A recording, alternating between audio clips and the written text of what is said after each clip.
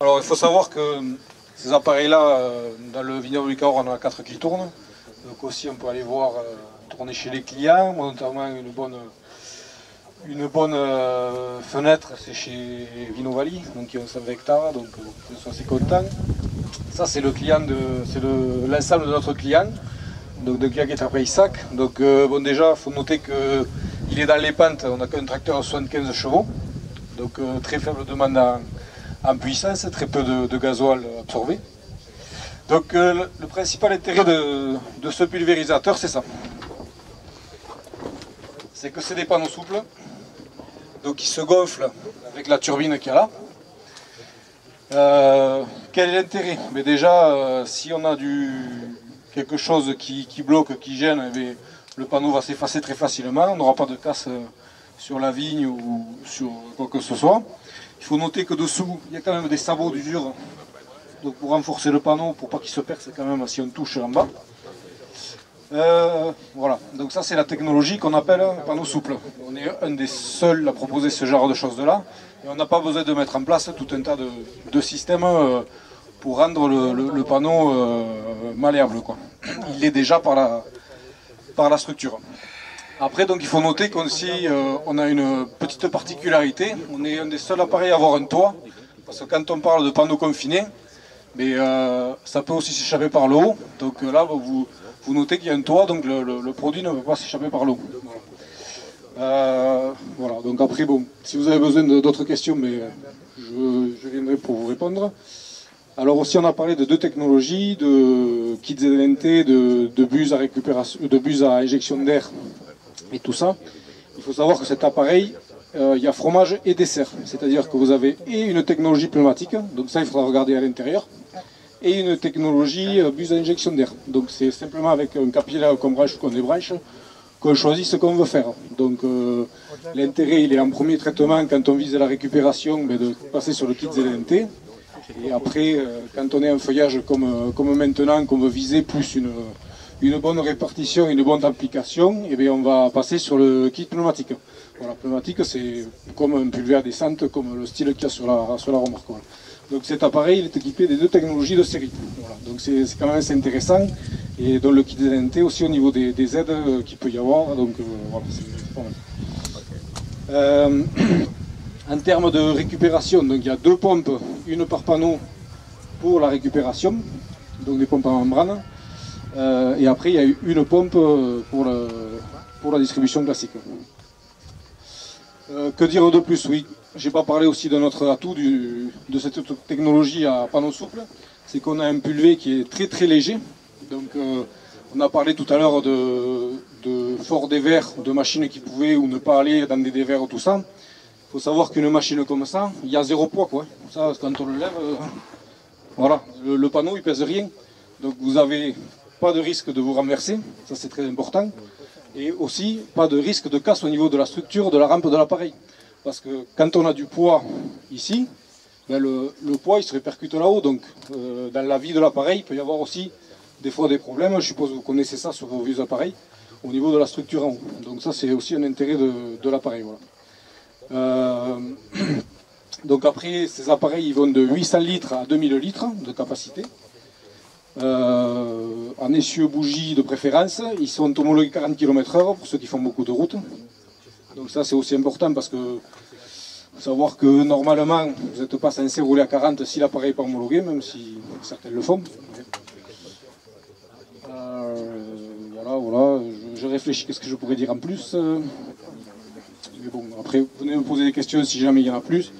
Voilà, rapprochez-vous de moi si vous voulez en voir tourner chez des clients et tout, il n'y a pas de souci. Voilà. Alors, il faut aussi noter qu'on avait fait une démo il y a un mois, donc il faut se rapprocher de Manon Baron, où on nous avait mis en concurrence avec un pulvé à turbine, à tri-turbine, et je crois qu'on avait eu des bons résultats. Elle avait fait un article en termes de qualité de répartition de produits sur les feuilles, même comparé à des technologies à turbine. Donc on arrive, et on avait fait un côté avec du jet porté et un côté avec du pneumatique. Et les résultats avaient été sensiblement équivalents. Donc bon, on arrive à faire aussi bien qu'un pulvé à turbine en termes de répartition sur la feuille. Voilà. Le seul inconvénient, petit inconvénient, c'est le débit de chantier, parce qu'on prend que 2 rangs et que l'autre prenait 3 ou 4 rangs. Voilà. Donc voilà, merci de m'avoir écouté. Si vous avez des questions, venez me voir. Peut-être un petit mot complémentaire donc, sur les volumes de traitement hectare que vous avez avec les diffuseurs pneumatiques ou avec les diffuseurs kit ZNT comme vous dites. C'est quoi la plage de variation et qu'est-ce qui est constaté généralement? Après c'est variable suivant ce que le viticulteur veut faire. Bon après, disons qu'avec le kit ZNT on arrive à descendre très bas. On arrive à descendre en dessous des 100 litres hectares. Après, bon, avec la récupération. Après, si l'agriculteur, pour X ou Y raison, veut mouiller plus, ben, on peut monter à 200, 250, 300 litres, suivant ce qu'il veut le faire. Après, ça, c'est comme un peu la récupération. Disons que c'est très variable.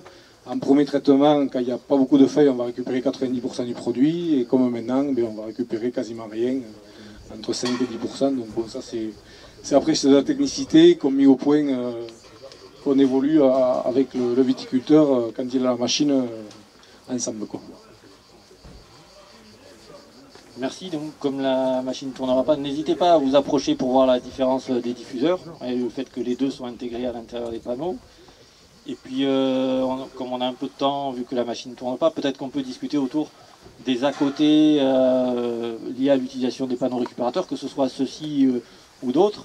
Hein, j'entends souvent des vignerons me dire oui mais alors finalement avec les panneaux récupérateurs on dilue la bouillie quand on traite le matin et qu'on prend de la rosée. Alors est-ce qu'on a parmi nous des vignerons qui auraient été confrontés à ce problème ou est-ce que vous avez vous des retours d'expérience en tant que distributeur avec ce type de produit? C'est vrai qu'il faudrait avoir beaucoup de rosée quand même sur la végétation pour arriver à diluer les cuves par le simple phénomène de la récupération. J'ai pas trop de retour à ce niveau-là. Le gros retour que j'ai, bon, c'est sur des collègues concessionnaires dans le Gers qui ont des entrepreneurs qui ont ce type d'appareil. C'est vraiment, c'est pas en termes de rosée, c'est sur ils baissent les volumes de matière active hectare, donc vraiment énormément quoi. Je dis même pas le chiffre parce que ça pourrait faire bondir certains, mais voilà, sur les premiers traitements, c'est vraiment affolant. Donc il y a un gain à la fois de litres hectares. Ce qu'on disait, et puis à la fois aussi de matière active. Donc bon, ça représente un coût quand même important. Quoi. Ça, c'est le retour qu'il y a des entrepreneurs qui ont 4 appareils, qui tournent depuis 4 ans, et c'est vrai qu'ils ont sorti des abacs en relation avec la marque pour aider les agriculteurs, les viticulteurs qui achètent ces pulvées en première main. Mais c'est sûr qu'on a des très très bons retours à ce niveau-là. Donc après, ça rejoint un peu l'histoire de la dilution, qu'il y a de la rosée ou pas. Bon, voilà, c'est sûr que c'est des cas particuliers, après avoir un coup par coup, mais il faut bien noter qu'avec ce genre d'appareil, quelle que soit la marque, après, on va réduire quand même pas mal la dose, mais surtout la matière active. Quoi. Donc ça, bon, voilà. Et c'est difficile à évaluer. Quoi. Malheureusement, on n'a pas de chiffres encore trop. On a quelques abacs, des indications, mais on n'a pas de chiffres vraiment officiels ou précis. Vous me confirmez donc bien que vous l'avez homologué pour la réduction des NNET. Ouais. Ce pulvé, oui, il est homologué donc ZNT, donc c'est officiel, il n'y a pas de souci. Si vous l'achetez, il y a tous les papiers qui sont fournis avec, donc il est éligible aux subventions ZNT. Bon, après, ça, il faut se rapprocher de sa chambre d'agriculture ou de son conseiller pour voir, parce que ça dépend un peu des régions et des départements, mais oui, il y a aussi ce côté-là qui rentre en ligne de compte, il faut bien se renseigner. Ouais. Et qu'en est-il de l'entretien, donc, puisque finalement ça fait plus d'encombrement et peut-être plus d'accumulation de matière, est-ce que le fait d'avoir des toiles justement c'est un atout en termes de nettoyage après le traitement? Et alors bon, ce qu'a dit le monsieur là qui a un DUG là est vrai, c'est vrai que c'est un appareil, il y a beaucoup de technologie, il y a beaucoup de choses dessus. Donc qui dit beaucoup de technologie, beaucoup de choses, ça demande un entretien minutieux et un nettoyage. Et on va dire, si on compare avec un pulvé voûte droite, bon, c'est sûr qu'il y a plus de temps de nettoyage.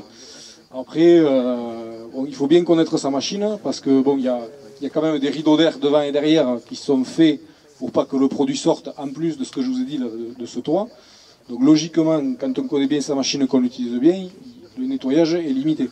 Maintenant, bon, c'est sûr qu'on voit tout l'encombrement, il y a un certain temps de nettoyage à passer, bon, il faut le prendre en compte quand on réfléchit à ce type d'appareil. Ouais.